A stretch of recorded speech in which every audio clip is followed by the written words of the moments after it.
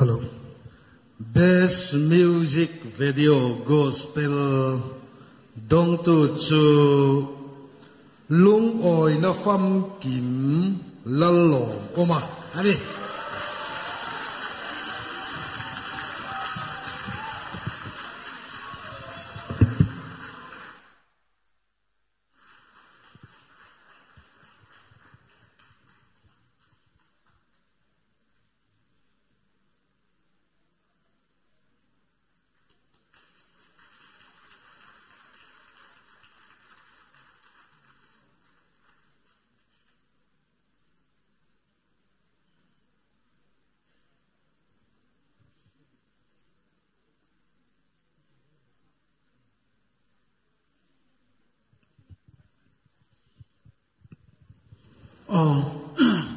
cái ring phá lâu lúc đó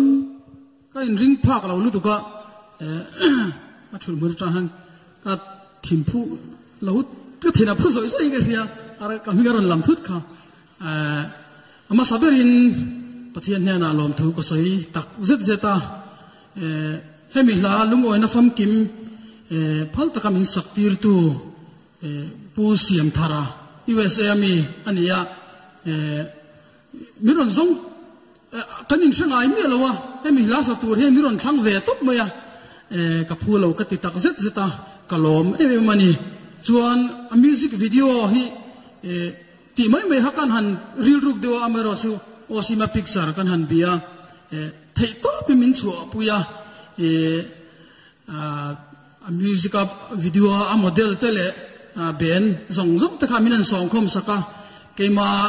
thei na ba ke min han puitlen saka ani so han kalom bokani tin MLPS MZE